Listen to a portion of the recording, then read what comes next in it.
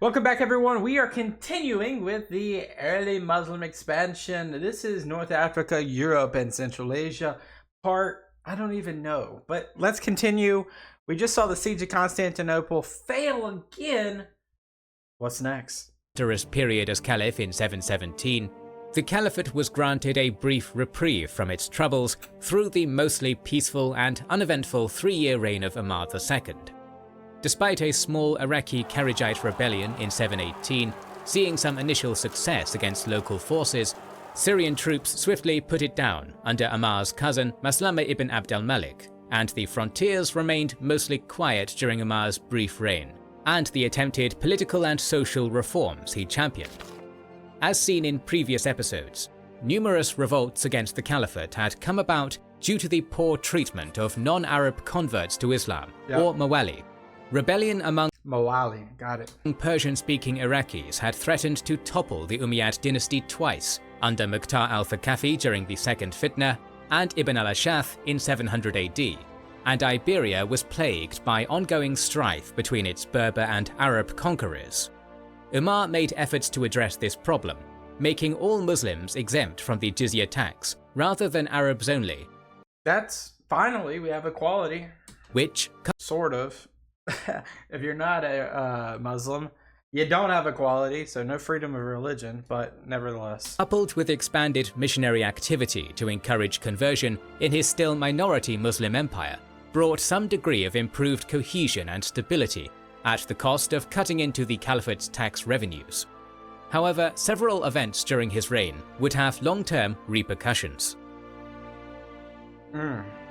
First, the caliphate met its limit on its far eastern frontiers, where the Arab holdings in Transoxiana became the battleground against a new rival in the form of Tang China.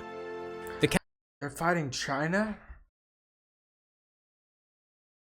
Didn't know that. Caliphate's holdings in the region were recent conquests brought about by Qutayba ibn Muslim, who had since been a victim of Suleiman's purges, leaving the distant frontier bereft of this popular and skillful leader. Thus, when the Arabs were drawn into an ongoing conflict between the Tang and the Tibetan Empire as a Tibetan ally, it would soon spell disaster. The caliphal vassal Khan Suluk of the Turgesh's invasion of the Tarim Basin would meet staunch opposition from Ashinashan, a leader amongst the Western Turkic Khaganate and a commander of the so-called Protectorate General to pacify the West. Despite both the Arabs and Tibetans sending significant reinforcements for this offensive push, and holding a numerical advantage, the mostly Turkic Tang-aligned force opposing them would win a decisive victory.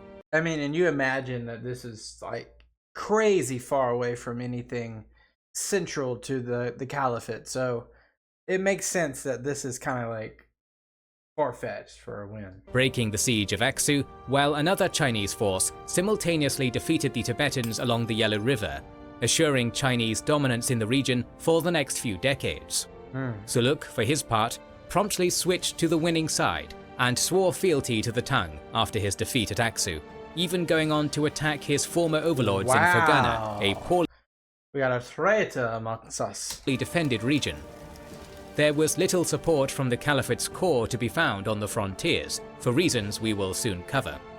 However, this period did see success in Al-Andalus, where Governor Al-Sam ibn Malik had managed to bring most of the Arab-Berber infighting under control, allowing him to capture such major holdouts as Barcelona and Narbonne from the Visigothic remnant under King Ardo in 719, with the aid of Syrian and Yemeni new arrivals. With the minting of the first Arab coins in Iberia, marking their The first Arab coins ever were in Iberia? That's cool. Gradual transformation from a mere occupying army to the vibrant hybrid civilization Al-Andalus would later become. Closer to home, the rapid succession of caliphs was creating its own problems, among them the arrest and later escape of Yazid ibn al-Mahallab, formerly governor of Iraq under Suleiman, and the leader of the ambitious and increasingly powerful Mahalabid family.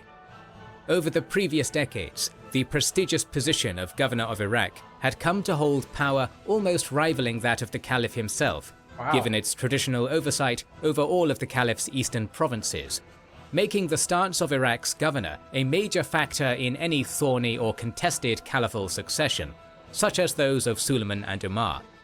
Umar and Ibn al-Mughalib had bad blood between them already when Umar took the throne, and the governor knew he only had worse problems ahead should Umar be succeeded as caliph by Yazid ibn Abd al-Malik, whose in-laws from the family of the renowned former governor al-Hajjaj had been tortured and executed on Ibn al-Mughalib's orders during a previous political power struggle.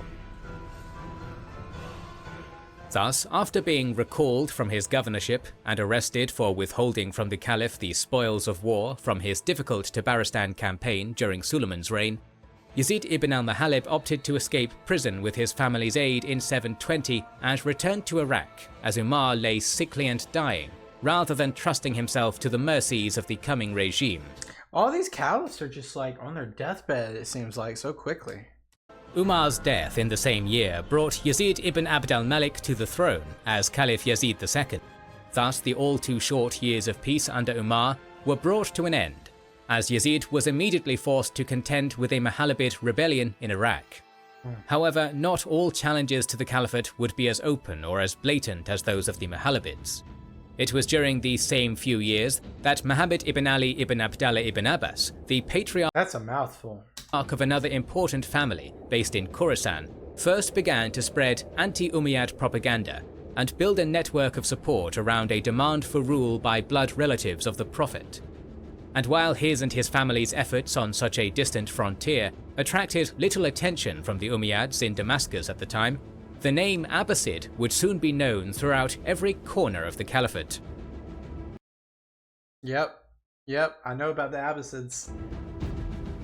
The new caliph would take no half measures against Ibn al-Mughalib upon learning of his escape and subsequent refusal to swear fealty, and even before any armies had met in battle, he took steps to undermine the influence of the Mughalibid family. 3 brothers of the rebellious former governor were arrested and imprisoned, despite having not directly participated in their brothers' acts of defiance, deepening the rift. Yeah, he's just creating more enemies at this point. Meanwhile, Yazid ibn al-Mughalib travelled as fast as he could to Basra, where other relatives of his were among the prominent nobility and joined their own forces to his to create a formidable army.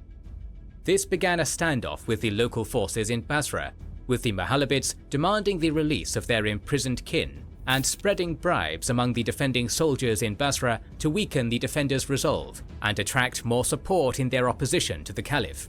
Oh my. The dwindling defenders under Adi ibn Attat attempted to hold the city, but were defeated piecemeal, with part of the army splitting from the main body to hold the city's western caravan quarter.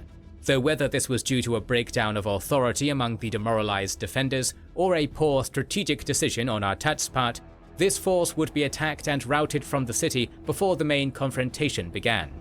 The remaining defenders eventually rode out from the fortress to engage the Mughalibid besieging force in a nearby cemetery. But despite the staunch core of Syrian horsemen bolstering the local forces, they were soon defeated as well, with the rebels pushing past them in the confusion of their defeat to seize the fortress, capturing Basra and rescuing Yazid ibn al-Mughalib's imprisoned brothers. Though Caliph Yazid II's reign had barely begun, he already faced a serious challenge to his rule. Sparing Adi ibn Attat, the victorious rebel began appointing his own governors in the territories around Basra, while tribal leaders and army commanders loyal to the caliphate fled to Kufa and Syria. Interestingly, it seems the conflict very nearly reached a peaceful conclusion at this point. One of these retreating tribal leaders, Al-Hawari ibn Ziyad, came across 2 messengers from the caliph escorting Yazid ibn al-Mughalib's nephew and a generous peace offer. The new caliph apparently valuing stability over any family feud, and willing to return Ibn al-Mughalib's relatives and governorship. However, Ibn Ziyad argued against this, informing the messengers of Attat's defeat, and insisting Ibn al-Mughalib could not be trusted, convincing them to turn back. Ibn Ziyad's own family rivalry with the Mughalibids may have played into his actions, as Ibn al-Mughalib's nephew, Umayyad, suggested in his pleas to the messengers to continue on to his uncle. But whatever his reasons, he ensured through a few words that the civil strife would continue. However, despite Caliph Yazid's reluctance to do battle, the advantage was nevertheless his. While the Mughalibids had secured the support of most of the tribes and army commanders in Basra, Aided by lingering resentment towards the Caliphate lasting since the tyrannical reign of al-Hajjaj, they had been too slow to seize control in Kufa before its reinforcement, despite the prominent places many members of the dynasty had held in the region. Thus, after some skirmishing against General Maslama ibn Abd al-Malik that saw the Euphrates crossed and the Al-Jazira region retaken by Umayyad forces, Ibn al-Mahalab left Basra with its treasury in hand, intending to march to Kufa. An advance party of Maslama's army sabotaged the canals south of Kufa, however, creating a flood that cut the Mahalabid army off from their destination, as well as from any possible reinforcement from Kufan supporters and family members, and leaving them stranded near Karbala in August 720, where Maslama's main force would catch them on August 17th. An initial engagement set the tone of the battle, with an advance force near Yazid's brother Abd al-Malik ibn al-Mahalib initially driving back the Umayyads' own advance party under al-Abbas ibn al-Walid and nearly claiming victory, only to be routed when the Syrians managed to rally and regroup with the bank of the Euphrates at their backs. Abd al-Malik would regroup with the rest of the army, digging trenches to fortify their camp next to a bridge across the Euphrates, and stationing part of the army on the opposite bank to protect a line of retreat. However, these precautions would not save the Mahalabid rebellion when the battle was finally joined. According to the sometimes unreliable testimony of the historian Abu Miknaf, Yazid ibn al-Mahalib favoured a night attack on the Umayyad camp to fill in the Umayyads' own trenches under the cover of darkness and prepare for a decisive assault at daybreak, but was overruled by the chiefs and leaders among his army, who insisted they abide by the terms of honourable combat under the Quran they had agreed upon with the Umayyads prior. There's honourable combat in the Quran? I didn't know that. Yazid disagreed, claiming the Umayyads were unlikely to show the same chivalry. This odd episode is likely coloured by Abu Miknaf's anti-Umayyad biases, but the battle itself bore out his supposed warning, with the Umayyads opening the full-scale battle on August 25th by sending a force in small boats to set the bridge ablaze and divide the Mahalabid army. On top of cutting off a line of retreat and stranding some of Yazid's forces on the opposite side of the river from the battle, the torching of the bridge was already enough on its own to cause many of Yazid's questionably dedicated soldiers to break and attempt to flee, only to be rounded up and beheaded as an example on their own commander's orders, leaving the Mahalabid ranks in chaos before the first blows were even traded. A greater blow would be the death of Yazid's brother, Habib, who commanded the Mahalabid right flank, and perished early in the battle. The death of his brother, combined with the other setbacks and pressing defeat, seems to have unbalanced the elderly Mahalabid leader, whose words and behaviour following are marked with a single-mindedness bordering on madness. Dismissing advice to retreat to Wasit, he pressed on with the remains of his wavering forces, charging straight for the Umayyad centre, where Maslama was camped. Oh, he wants it all. With little care for manoeuvre or nuance. The greater Umayyad numbers and Yazid's seeming death wish made the outcome of the battle certain. Yazid and his companions Let me guess, they're gonna get pushed to the river, they're gonna drown. clashed with Syrian cavalry until their defeat, with a warrior named Al-Kal ibn al-Ayyash fighting his way to Yazid, whereupon the two men dealt each other fatal blows. Another of Yazid's brothers, Al-Mufadal, commanded the left wing with more skill and discipline, and even saw some success after the routing of the rest of the army. But when news reached him of the deaths of his brothers and the flight of his allies, he fled the battlefield, the decisive battle ending whatever threat the Mahalabids posed. And that's that. The immediate aftermath of the rebellion was nearly as bloody as the battle that preceded it, with both sides vengefully executing whatever prisoners they had, including Adi ibn Attat in Basra and numerous members of the Mahalabid family that had been arrested at the rebellion's inception, while Maslama, taking over as governor of Iraq, pursued the fleeing Al-Mufadal and other prominent rebels to Fars, where they were finally slain. Though quite large in scale, this rebellion was fairly short-lived, and its impact on history would likely not have been great if not for the previously mentioned Abbasids building support for their own ambitions. With the power of the Mahalabid family broken, its loyalists and more distant kinsmen, not caught in the purge, pledged their still respectable power to the Abbasids, and the family would return to prominence in later decades as vassals to another caliphate. Thus, this rebellion is somewhat more significant as one of the several leading into the third fitna. The Umayyad victory only bolstered the strength of tomorrow's enemies. For now, though, as the Abbasids bide their time and the deteriorating Arab possession in Transoxiana sees fighting rock Samarkand, our attention returns to Al-Andalus and southern France. Southern France? The previously Like past the Pyrenees? mentioned Andalusian governor Al-Sam ibn Malik, now more secure in his new holdings and reforms, chose in early 721 to continue the conquests of the Umayyads further northwards into the lands of the Franks, gathering an impressive army, likely 10,000 to 15,000 strong, even if the 6-digit figures given in Frankish accounts are dismissed. This is almost near Charlemagne times, like 100 years. On top of bringing further prizes and revenues for himself and the Caliph by his conquests, Al-Sam seems to have rushed into further outward expansion, in part to keep the fragile harmony within Al-Andalus, hoping the Arab and Berber soldiers and settlers so recently at each other's throats could come together for plunder and holy war in France, rather than returning to their infighting at home. Narbonne was established and provisioned as the forward base from which the campaign would be launched, while to the north, Duke Odo of Aquitaine gathered forces of his own and sent out calls for aid. Though the exact date of his advance into Francia is unclear, it coincidentally seems to have taken place very shortly after the death of the Frankish king Chilperic II, leaving Francia technically under the rule of Theuderic IV, an 8-year-old boy. An 8-year-old boy? However, this was far less significant than it might sound. He's definitely a puppet. Real power was held by the steward, Charles Martel, who held the rather odd title of mayor over all the Frankish kingdoms after his victory in a many-sided struggle that had started as a civil war for Charles's native Austrasia.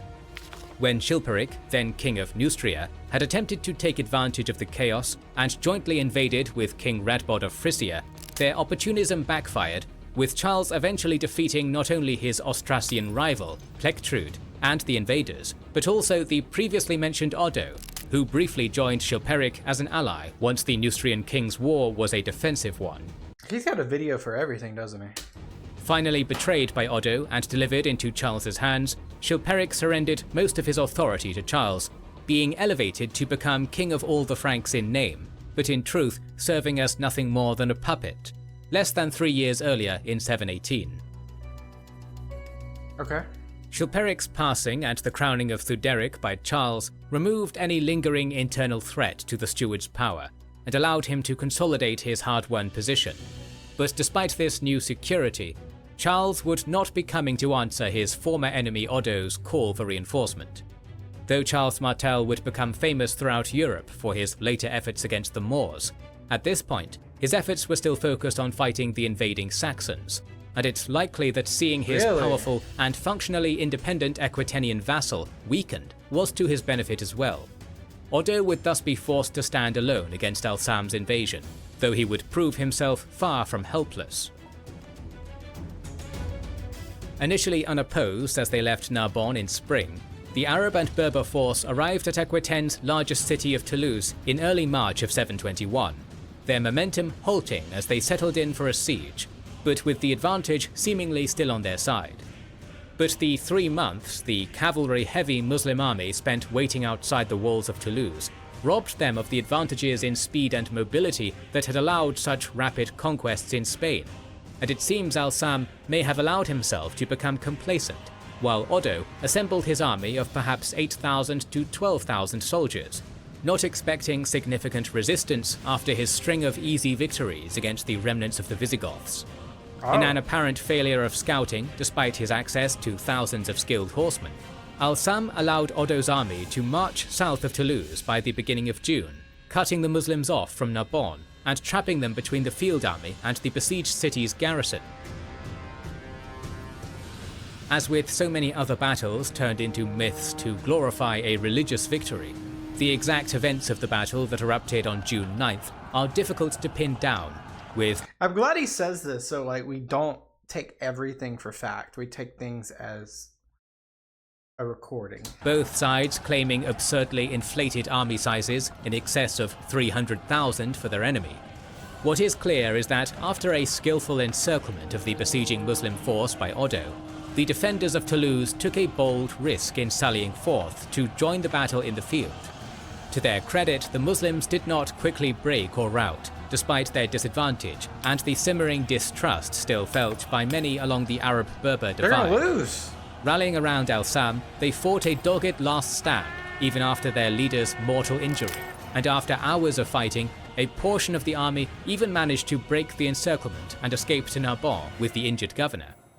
With their mobility advantage nullified and enemies on all sides, though, this brave stand did little to change the inevitable outcome. So this stand saved Europe, probably. And the majority of the Muslim invasion force was either taken prisoner and ransomed, or perished in battle on the bloody fields outside Toulouse, while Al-Sam succumbed to his wounds in Narbonne not long after.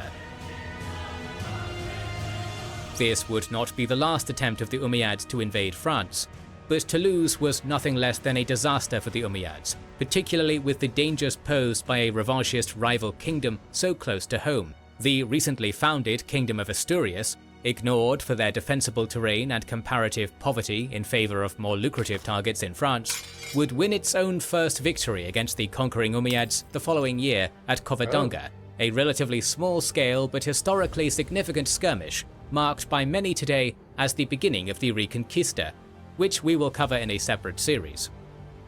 Yes, we will. These developments, together with the growing power of the Abbasids in Khorasan, represented many pivotal events and transformations in their infancy, and the dawn of a new era just around the corner as the sun began to set on the Umayyads. After the death of Caliph Yazid in... Alright, we're going to pause there, guys. I appreciate you guys watching up to this point. We got a couple more. I think we got 2 more episodes of this. We're going to cover the Transoxiana campaign. That's going to be a huge one. And then we're going to close the series out. Appreciate you guys. Start thinking of new series for us to watch. This series is going to be over pretty quickly. I love Kings and Generals. I love Epic History. I love lots of channels. I want something that's not too monotone to where we don't fall asleep. But at the same time, I want something that's going to provide a lot of context of history. So with that in mind, I appreciate you guys. I hope you have a great one. Hit that like button. Hit that subscribe button. Peace out. Bye-bye.